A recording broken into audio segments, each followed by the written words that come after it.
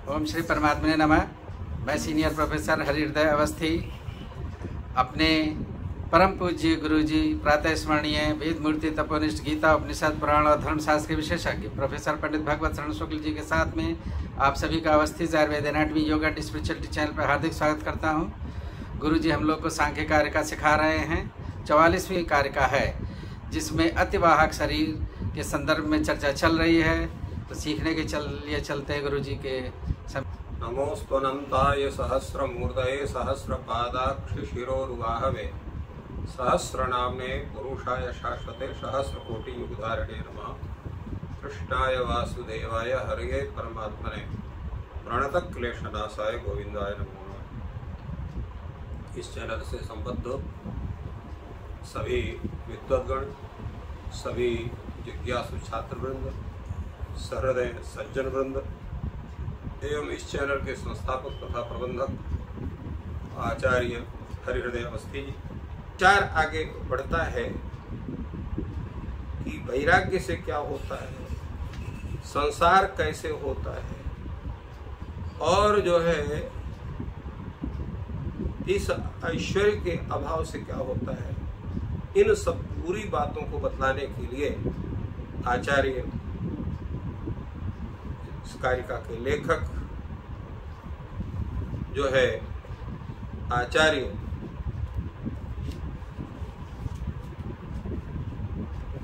ईश्वर कृष्ण कहते हैं कि वैराग्यात् प्रकृतिलयः संसारो भवति राजसात् रागात् ऐश्वर्यात् अभिघातो विपर्यात् तद्विपर्यासः।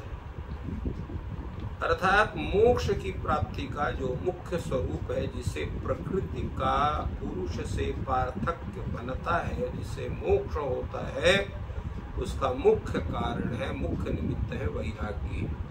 वैराग्यात् प्रकृतिलयः, वैराग्य से ही प्रकृति का लय होता था। पुरुष के बंधन, पुरुष को अपने बंधन से मुक्त करती है प्रकृति। कद से? वैराग्य से। संसार कैसे होता है? राजसात रागात, रजोमय राग के संबंध से व्यक्ति को संसार प्राप्त होता है। संसार बंधन से व्यक्ति संसार बंधन से युक्त होता है। ऐश्वर्यात अभिघाता है, और ऐश्वर्य से इच्छा की सफलता होती है।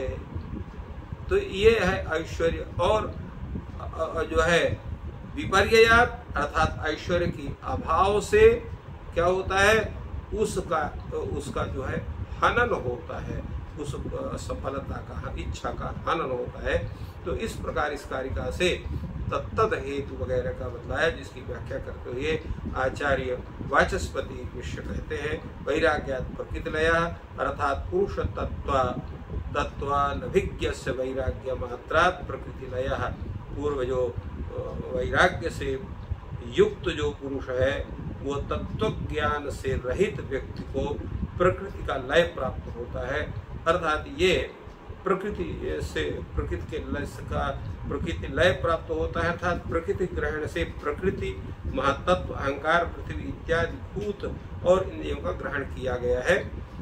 और आत्मा समझ कर की इनकी जो उपासना करता है, तो वह उपासक भी इन्हीं में लय हो जाता है, तद्रूप होता है। तात्पर्य है कि वैराग्य होने से प्रकृति का लय होने का तात्पर्य है वैराग्य से युक्त, किंतु पुरुष तत्व के ज्ञान से रहित जो व्यक्ति है, वो प्रकृति के लय को प्राप्त होता है। अर्थात प्रकृति को ही आत्मा समझ करके उसकी उपासना में युक्त होता है।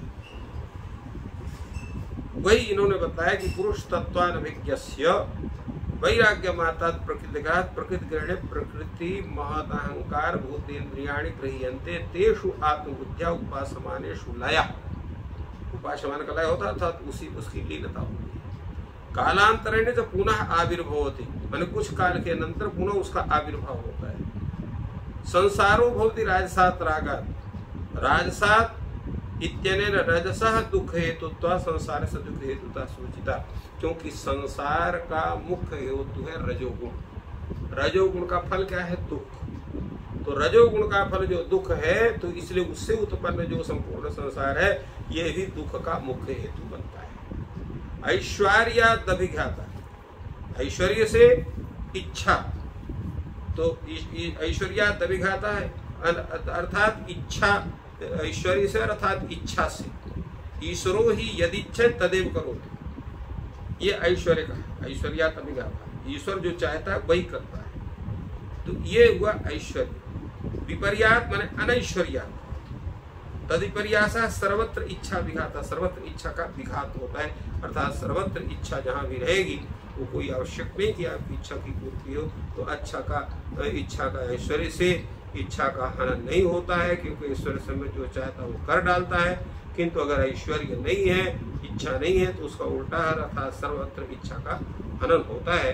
तो इस प्रकार यहाँ पर जो है इसमें वैराग्य की हेतुता, संसार की हेतुता, और जो है इच्छा के अभिघात की रूपता, इच्छा के जो हनन की रूपता, इनका सबका पूरा विवेचन इस कारिका में आचार्य वाचस्पति मिश्र ने उसके व्याख्या में उस बात को बताया। इस प्रकार गुरु जी ने सरल शब्दों में कारिका का अर्थ बताया। ईश्वर आपकी सहायता करें। आपका दिन शुभ हो। धन्यवाद।